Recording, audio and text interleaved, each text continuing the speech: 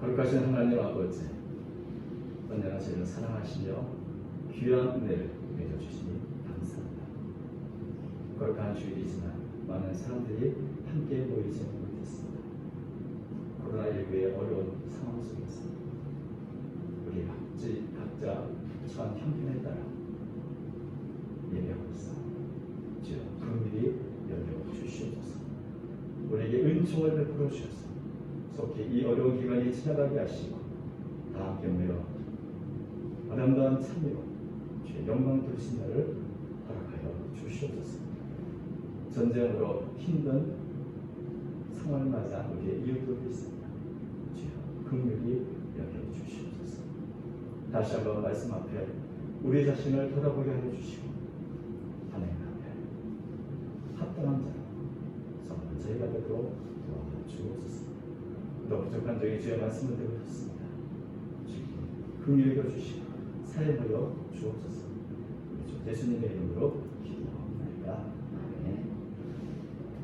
제가 오늘 시편 말씀을 살펴보려고 합니다. 칼빈은 시편을 향해서 영혼의 모든 부분을 해보더라 싶다 이런 말을 했습니다. 시편은 모두 150편인데 그 시편들 아주 다양한 특색이 있고 그 안에는 우리 사람이 살면서 느끼는 모든 경험들, 모든 감정들이 다 이렇게 녹아져 있다는 것이죠. 슬픔이나 기쁨, 곤경을 당할 때나 형통할 때, 두려울 때나 공포와 불안 속에 있습니다. 믿음을 갖고 확신을 가질 때나 의심을 갖고 있습니다. 소망이 있을 때나 절망이 있습니다. 혼돈 속에 있는 모든 감정들이 사실 이 시편 안에 다 있습니다. 그래서 우리 시편을 가만히 읽고 묵상하다 보면 때로는 내 마음을 대변해 주는 것 같다 이런 생각을 할 때가 많이 있습니다. 참 마음 깊이 공감을 하게 되죠. 기쁠 때 시편은 나의 더 큰 기쁨의 노래를 들려주고 내가 슬플 때 시편은 우리에게 큰 위로가 되는 경험을 하게 됩니다. 저는 군대에 있을 때 이 시편을 통해서 많은 위로를 받았고 또 제가 병이 들어서 학교를 1년 휴학했을 때도 이 시편의 말씀을 통해서 소망을 갖고 또 하나님께 기도했던 경험을 가지고 있습니다. 시편에 있는 노래, 시편에 있는 기도, 그것이 때로는 내 자신의 노래요, 내 자신의 기도라고 생각할 때가 참 많이 있습니다. 그런데 이 시편 150편 가운데 다윗과 관계된 시편이 모두 73편입니다. 그러니까 다윗이 직접 지었거나 혹은 짓진 않았어도 다윗과 연결된 그런 시편이 거의 시편 150편의 반 정도가 된 것입니다. 그러니까 시편과 다윗은 참 떼어낼 수 없는 그런 관계에 있다고 해도 과언이 아닐 것입니다. 근데 다윗은 어떤 사람입니까? 좋은 면이든지 나쁜 면이든지 참 파란만장한 그런 삶을 살았죠. 하나님의 은총, 하나님의 형통함 이런 것을 말할 때 우리는 다윗을 빼놓을 수도 없고 또 때로는 참 추악하고 폐악한 죄를 지은 것을 말할 때에도 다윗을 빼놓을 수가 없습니다. 그만큼 참 여러 면에서 참 파란만장한 그리고 그만큼 다양한 평가를 받는 사람이 다윗인데 언제 얼마 전에 우리 이정환 목사님께서 다윗에 대해서 설교해 주셨는데 저하고 이정환 목사님이 다윗에 대해서 똑같이 말했던 한 단어가 있습니다. 그것은 다윗은 오뚜기 같다는 것이죠. 그 다윗 생애를 너무 많이 넘어집니다. 근데 넘어질 때마다 그만큼 다 일어납니다. 그러니까 참 넘어지면 일어서는 오뚜기 같다. 때로는 일어섰으면 그 일어선 대로 건강하게 있어야 되는데 또 넘어집니다. 그런데 넘어지는 것이 끝이 아니라 또다시 때가 되면 일어나서 살아나는 그런 모습을 보면서 참 다윗은 오뚜기와 닮았다는 생각을 하게 되죠. 어떤 면에서 좀 오뚜기 여러분 어떤지 모르지만 저는 오뚜기 카레를 좋아합니다. 오뚜기 넘어지지 않는 사람은 없습니다. 흔들리지 않는 사람은 없습니다. 그런데 중요한 것은 언제나 다시 일어설 수 있는 힘이 있어야 된다는 것이죠. 넘어지지 않으려고 노력하지만 그럴 때는 넘어질 수 있습니다. 오뚜기가 넘어질 때 그 밑바닥에 무거운 추가 있어서 아무리 넘어져도 또 일어날 수 있는 힘이 있습니다. 그런데 우리의 인생에 과연 이렇게 나로 하여금 지치고 힘들어서 쓰러질 때, 넘어질 때 나를 일으키는 그런 원동력이 있는가? 오뚜기의 겉모습은 보면 뭐 그 안에 뭐가 있는지 보이지 않지만 오뚜기 중심 그 안에 무거운 추가 있다. 그래서 오뚜기는 언제나 있을 수 있습니다. 우리가 다윗을 평가할 때 다윗의 외적인 모습이나 활동은 역사서, 사무엘서 같은 역사서를 통해서는 잘 알 수 있습니다. 그런데 다윗의 내면, 보이지 않는 그 깊은 곳은 역사서를 통해서는 아니라 사실은 시편을 통해서 알 수 있습니다. 왜냐하면 시편 150편에 73편이 다윗과 연결된 다윗의 고백이나 기도가 가득 담겨 있기 때문에 그렇습니다. 우리가 시편을 통해서 다윗의 내면에 무거운 추가 같은 그가 넘어져도 다시 일으켜내는 그런 원동력이 있다는 것을 발견하게 되는데, 저는 그래서 오늘 시편 141편을 통해서 다윗의 중심에 그 자신이 언제나 일어설 수 있게 하는 다윗의 믿음, 그리고 그 믿음이 필요한 기도를 한번 살펴보려고 합니다. 이 시편 141편은 어떤 배경에서 기록됐는지는 알 수가 없습니다. 어떤 분은 다윗이 사울에게 쫓겨나게 쓴 것이다. 특별히 사울을 죽일 필요가 있지만 그저 옷자락만 자르고 살기도 없던 바로 그때가 아닌가 이렇게 추측을 하기도 하지만 정확한 대화가 없습니다. 다만 확실한 것은 힘들고 어려운 상황에서 극박한 하나님의 도움을 구하는 그런 상황에서 기록했다는 것은 확실한 것 같습니다. 다윗을 죽이려고 함정을 온물을 놓은 수많은 악인들 속에 살아가는 그 어려운 시절에 다윗은 하나님의 이 시편 141편을 기도했던 것입니다. 사실 다윗의 삶을 보면 형통하고 잘 나갈 때보다도 고통스럽고 힘들 때 그때마다 가장 순수한 믿음을 갖고 소망을 갖고 또 하나님께 더 적극적으로 열정적으로 기도하며 참여했다는 것을 보게 되는데, 아마도 이렇게 다윗이 힘들고 어렵고 그래서 거꾸로 믿음이 순수할 때라고 하는 생각이 듭니다. 시편 141절은 이렇게 시작합니다. 여호와여, 내가 주를 불렀사오니 속히 내게 오시옵소서. 내가 주께 부르짖을 때에 내 음성에 귀를 기울이소서. 다윗은 하나님께 내가 하나님 불렀으니 좀 속히 오십시오. 이 속히란 말은 서둘러서 빨리라는 말이죠. 그러니까 좀 내가 지금 부르니 좀 속히 빨리 좀 와주십시오라고 이렇게 기도합니다. 근데 여러분, 하나님이 부르면 그렇게 오시는 만만한 분입니까? 내가 불렀으니 빨리 오셔라고 말할 수 있는 그런 분이 아니죠. 만약에 내가 다윗처럼 내가 불렀으니 속히 내가 오시오, 속히 서둘러서 오시오라고 말한다면 이럴 수 있는 분은 누가? 여러분, 제가 지난주에 한밤중에 찾아간 친구 이야기 했는데, 한밤중이라도 떡을 달라고 할 수 있는 그런 친한 사이 아니면 찾아갈 수 없는 것처럼 이렇게 내가 불렀으니 빨리 와달라는 요청도 그만한 관계가 되지 않으면 요청할 수 없는 그런 겁니다. 하나님과의 친밀한 관계가 전제되지 않고는 이런 기도를 할 수가 없죠. 그리고 내가 절박할 때, 정말 도움이 필요할 때 오직 나를 도울 수 있는 분은 주님밖에 없는데 주님은 언제나 이렇게 느긋하게 계십니다. 좀 속히 막주십시오. 그런 친밀한 관계 속에서 오직 하나님만이 자신의 도움이 된다는 그런 믿음이 전제되지 않고는 기도할 수 없는 그런 기도의 것입니다. 그래서 사실 이 기도가 단순히 급박하니 도와달라는 어떤 요청이기보다는 다윗의 기도 전체에 흐르는 것은 하나님에 대한 믿음과 확신, 그리고 나의 기도는 곧 하나님께 드리는 경배로 예배라, 이런 의식을 갖는 것을 보입니다. 이전은 그것을 말했습니다. 나의 기도가 주여 앞에 분향함 같이 됩니다. 나의 손드는 것이 저녁 제사같이 되게 하소서. 네, 출애굽기 성경을 보면은 제사장은 매일 아침 저녁으로 향을 하나님의 제물에서 피우게 되어 있습니다. 네, 향을 피운다는 것은 향이 가루이기 때문에 불에 태워서 이게 쭉 올라가게 퍼지게 하는 것이죠. 그리고 그 향기가 위로 다 퍼지게 되면 하나님의 성전 가득하게 그 향기로 가득 차게 되는데, 이 향을 사용하는 게 어떤 의미인가? 많은 분들이 그것은 마치 제물을 불태워서 하는 게 되는 것처럼 하나님께 우리 자신을 불살라서 헌신하는 그런 의미라고 이렇게 해석합니다. 그러니까 향을 핀다는 것 자체가 우리 자신을 아름다운 향기로 주께 드리겠다는 그런 헌신의 표현되는 것이죠.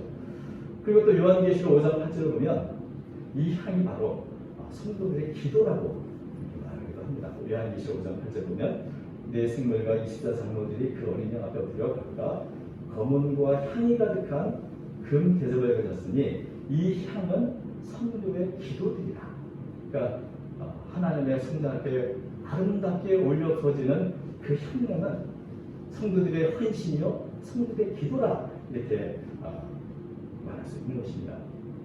그러니까 진정한 기도는 단순한 요청이 아니라 하나님께 영광을 돌리고 내 자신을 드리는 예배의 한 부분이라고 말할 수 있는 것이죠. 근데 우리는 이제 기도하라면 힘들고 어려울 때, 병들었을 때, 문제가 생겼을 때 이 문제를 해결하기 위해서 절박하게 요청하는 것, 나의 필요에만 초점을 맞추는 경우가 많이 있습니다. 내가 기도한다는 것이 어떤 의미라는 것을 생각하지 못하고 그저 내가 지금 발등에 불이 떨어졌으니 좀 도와주세요. 이렇게 요청하는, 당신은 나하고 친하지 않습니까? 그러니까 나 좀 도와주세요라고 하는 그런 문제 해결 수단으로만 생각하는 경우가 있습니다. 그러나 사실은 기도는 하나님께 초점을 맞추는 것이죠. 다윗은 지금 자신이 기도하는 대상이 누군지를 알고 있습니다.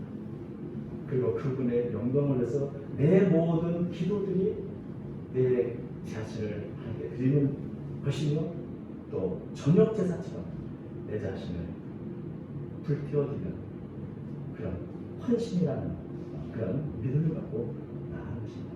내 자신을 살다 향을 피우는 것 같이 내 기도를 받으시고 또 내가 주 앞에 내 자신을 헌신한 저녁 제사와 같이 내 기도를 받아달라는, 내 자신을 받아달라는 그런 표현으로 이런 고백을 하고 있는 것입니다. 그래서 하나님이 받으실 만한 향기로운 제물, 향기로운 기도가 되게 달라. 내가 드리는 기도가 값싼 요청이 아니라 정말 하나님의 영광을 돌리고 하나님이 받으실 만한 향기로운 제물이요 향기로운 기도 되게 달라. 이것을 보면 다윗은 하나님의 누구신지 또 무엇을 해야 될지를 분명히 알고 있는 것처럼 봅니다. 여러분, 우리가 하나님이 누구신가 기도하기 전에 묵상하다 보면 하나님은 이미 내 문제를 알고 계시는데 하나님은 어디에 관심을 갖고 계십니까? 하나님 묵상할 때마다 우리의 기도가 단순히 달라! 빨리 주세요라고 하는 그런 기도보다는 조금 더 내용도 달라지고 범위도 달라지고 깊이도 달라지게 되는 것이죠. 다윗은 지금 굉장히 곤란한 상황입니다. 악인들의 핍박을 받게 되고 함정과 올림과 도처에 있는 그런 절박한 상황입니다. 그런데 무엇을 먼저 기도해야 되는가? 나의 기도가 향기로운 기도, 하나님 받으실 만한 기도가 되는 것은 가장 중요한 것은 무엇인가? 다윗은 자신의 삶, 자신의 언어 위해서 먼저 기도합니다. 왜 그렇습니까? 하나님이 받으시는 향기로운 기도는 향기로운 삶을 전제하지 않습니다. 향기로운 기도는 향기로운 내 자신의 삶과 연결되어 있습니다. 향기롭지 못한 삶을 살면서 말만 번듯하게 향기롭게 기도한다고 과연 하나님 앞에 그것이 아름다운 저녁 세상을 갖고 향기가 됐습니다. 내 삶 속에 향기롭지 못한 수많은 것들, 그것부터 먼저 해결해야 하는 것이죠. 그래서 다윗은 이 절박한 상황에서 가장 먼저 기도할 것이 뭡니까? 3절, 여호와여 내 입에 파수꾼을 세우시고 내 입술의 문을 지키소서. 우리가 짓는 죄 중에 상당히 많은 부분은 입으로 짓는 죄입니다. 그리고 입은 아무리 내가 좀 조심하려고 애를 쓰고 제어하려고 해도 제어하기 힘든 것이 사실입니다. 야고보서 보면 3절까지 이렇게 말하죠. 혀는 능히 길들여 사람이 없나니 쉬지 아니하는 악이요 죽이는 독이 가득한 것이다. 제어가 되지 않습니다. 어떻게 하면 좀 더 아름다운 말, 도움이 되는 말, 은혜로운 말, 덕스러운 말을 하고 싶지만 실제로는 나도 모르게 무심코 상처를 줍니다. 거짓말, 진실 아닌 말들을 무심할 수도 있고 불평하거나 원망하거나 저주의 말들도 나도 모르게 할 수 있게 되는 것입니다. 그래서 이 다윗처럼 내 입 앞에 좀 파수꾼이 하나 있으면 좋겠다. 나가야 할 말, 내뱉어서 안 되는 말들 잘 가리도록 하는 그런 파수꾼 좀 있어서 내 뜻을 지켰으면 좋겠다는 생각을 내가 하나님 앞에 아름다운 향기로운 기도를 하겠습니다.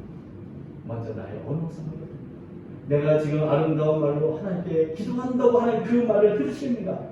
한 입에서 두 입을 말하고 한 입에서 두 말을 하고 찬송과 저주가 함께 나는 그런 모습으로 나는 기도했습니다. 그런 면에서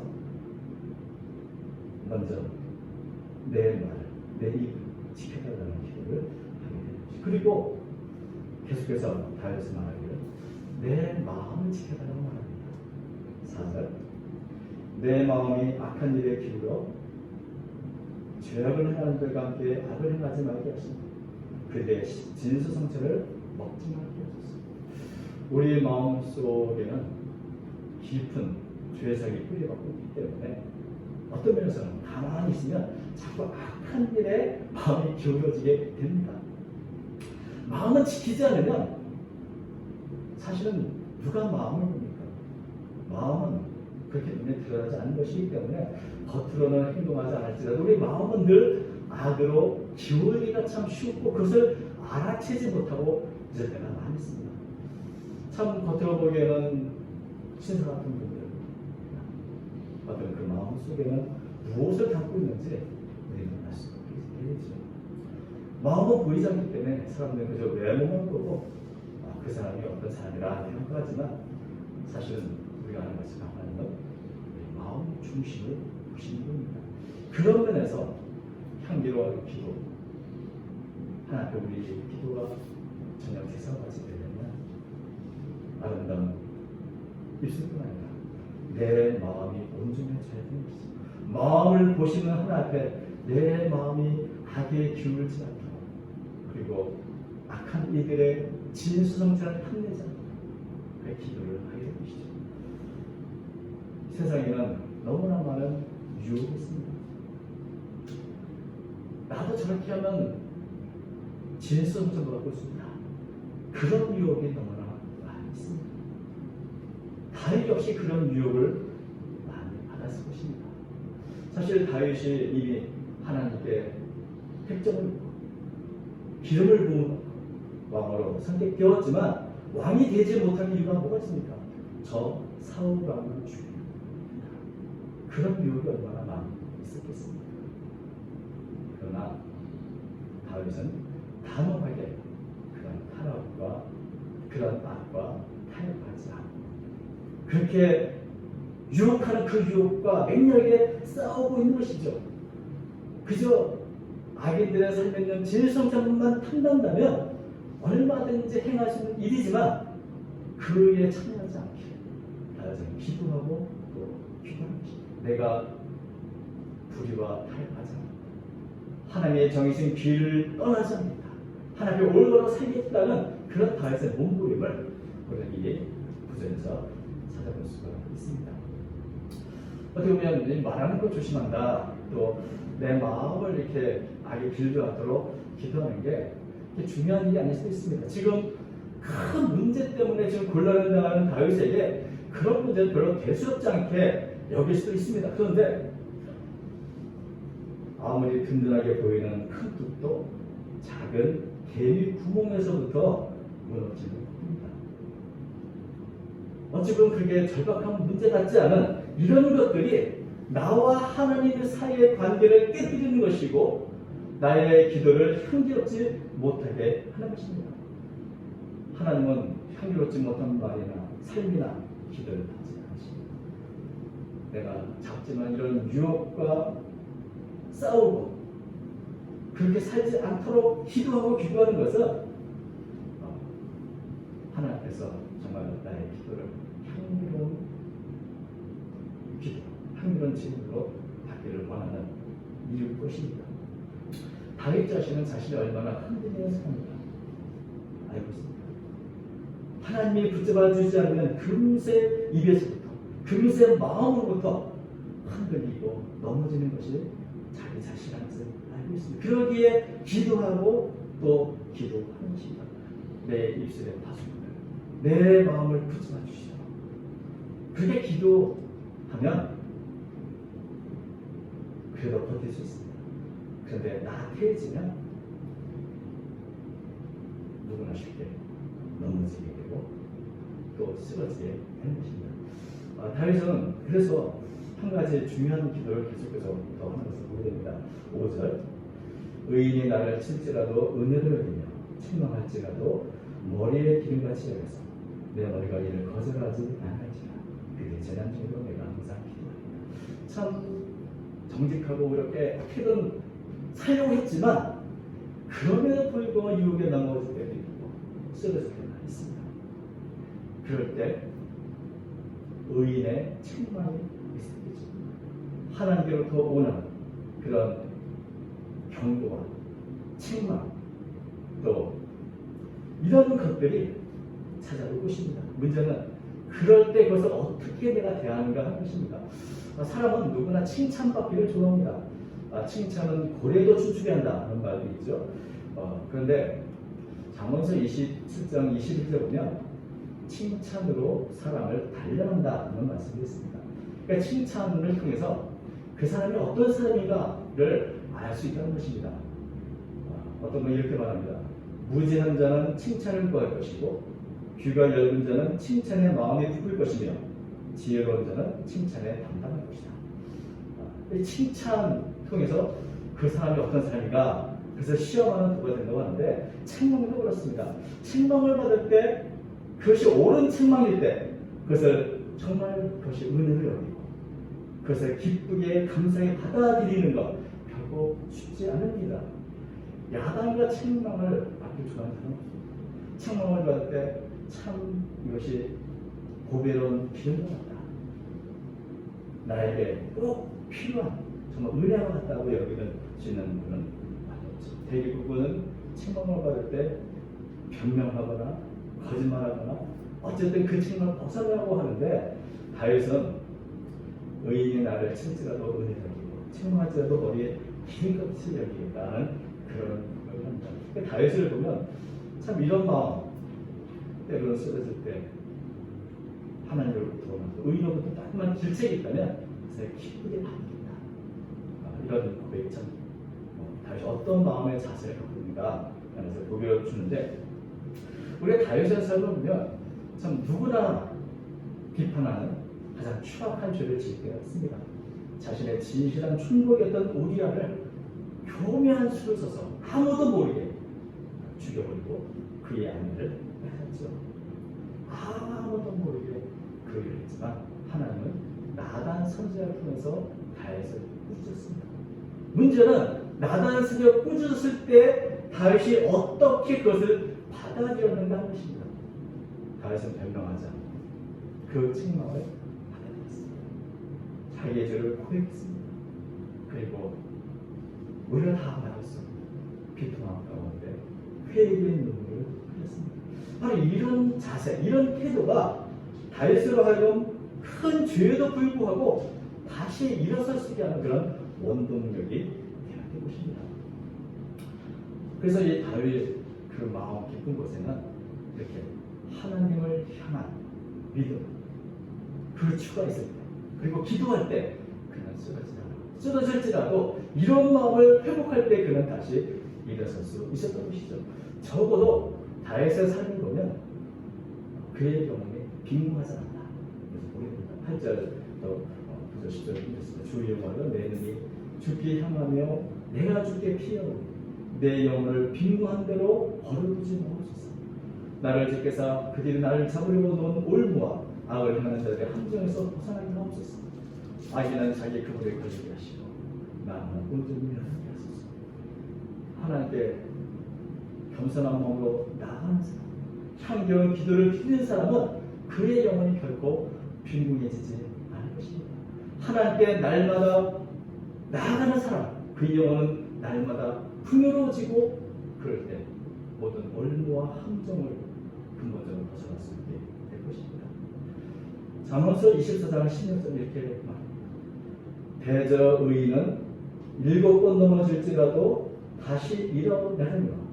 악인은 재앙으로 말미암아 엎드러집니다.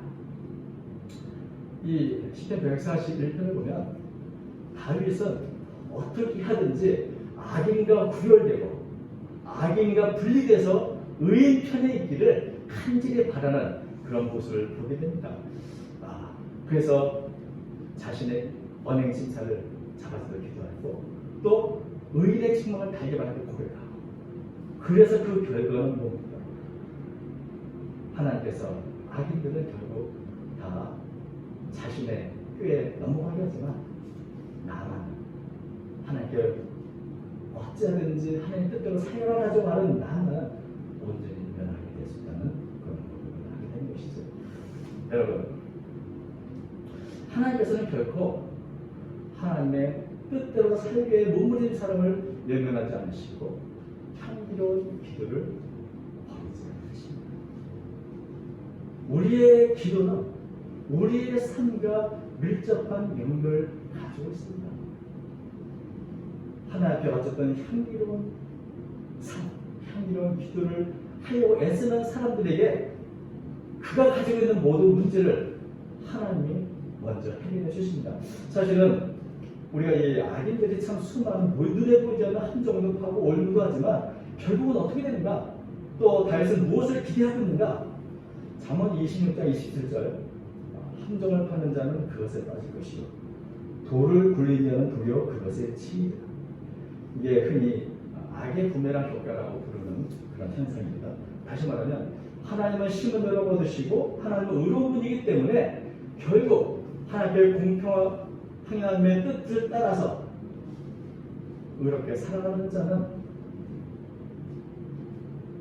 그 선을 스스로 받게 되지만 악을 행하는 자들은 결국 그 악을 스스로 받게 된다.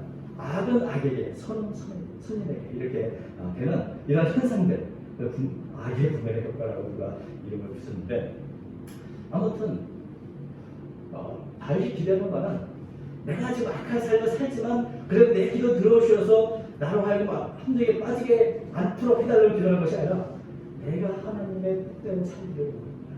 내가 하나님의 원하시는 그런 향기로운 삶을 살겠습니다. 그러면 악인을 멸하시고 하나님의 뜻대로 살고는 나는 이 모든 것을 피하게 될 줄 믿습니다. 이런 고백인 것이죠. 우리가 기도에서 중요한 것은 기도는 관계다. 이것을 지난주에 제가 말씀드렸습니다. 그리고 기도는 또한 삶입니다. 향기로운 기도와 향기로운 삶이 분리되지 않습니다. 향기로운 기도를 하는 사람이 향기로운 삶을 살게 되고 향기로운 삶을 사는 사람이 향기로운 기도를 드릴 수 있습니다. 기도와 삶이 분리되는 것은 굉장히 위험한 일입니다. 그리고 기도는 그저 문제를 해결해서 나를 도와주세요, 이 문제를 해결해주세요 하는 그런 기도는 사실은 모든 종교, 무속 종교에 있는 그런 기도입니다. 하나님을 믿고 하나님을 섬기는 또 예수 그리스도의 은혜를 받은 분들은 사실 그런 기도 차원이 아니라 이제는 하나님의 영광과 하나님의 뜻대로 살고자 하는 고백, 그런 고백과 함께 우리의 한마디 한마디의 기도가 그런 향기가 되고 하나님의 아버지의 향기가 되고 전혀 제사와 같이 되어야 될 줄로 믿습니다. 다윗은 연약하지만 그의 기도를 보면 참 이런 마음의 소원이 있다는 것을 우리가 보게 되고 하나님께서는 그의 연약함에도 불구하고 그의 기도를 향기로운 제사처럼 받아줬다. 우리가 그의 삶을 보면서 넘어질 때마다 일어서는 그의 모습을 보면 참 그것이 기도했던 다윗이 됐던 그 기도의 응답이구나, 하나님의 은혜구나 하는 것을 깨닫게 됩니다. 저는 시편 141편 100에서 다윗의 이 모든 기도가 다 응답되었구나라는 그런 생각을 하게 됩니다. 사랑하는 성도 여러분, 우리가 기도가 참 중요합니다. 근데 기도는 마냥 열심히 하는 것, 그보다 더 중요한 것은 내 기도가 하나님의 향기로운 기도입니다. 나의 삶과 나의 묵상, 저 하나님께 그려지는 연락되는 그런 전원지성을 아닌가, 그래서 살펴봐야 될 줄로 믿습니다. 어떤 환경에서도 가장 먼저 들어봐야 할 것은 내 자신이 어떤 마음으로 사는가, 어떤 믿음으로 살고 있는가, 나의 삶과 기도가 향기로운가 하는 것입니다. 우리의 모든 삶이 하나님께 기쁘게 받으시는 산제사가 된다면 오늘 우리가 겪고 있는 모든 문제가 나지라도 그 문제는 하나님께서 통치하신 이 세상에서 하나님의 뜻대로 해결하실 것입니다. 그것을 믿고 우리가 할 것은 향기로운 삶, 향기로운 기도, 하나님께 더 가까이 나아가는 그런 모습이라고 저는 믿습니다. 그리고 향기로운 삶과 기도로 더 가까이 나아가는 저 여러분 되시기를 주님의 이름으로 축원합니다. 거룩하신 하나님 아버지, 우리의 연약함을 아십니다. 긍휼히 여겨 주옵시고 다윗의 이 고백과 기도가 우리 자신의 고백이요 기도가 되도록 인도해 주옵소서. 우리 마음의 묵상과 우리 자신의 마음의 묵상과 우리 자신의 입술의 모든 열매들이 하나님께 연락되는 아름다운 향기가 되게 하시고 아름다운 자녀 대사가 되게 주시옵소서. 무단한 성도들의 헌신을 받아주시고 합당한 은혜를 충만히 내려 주옵소서. 함께 주시면 믿사오며 예수님 이름으로 기도합니다.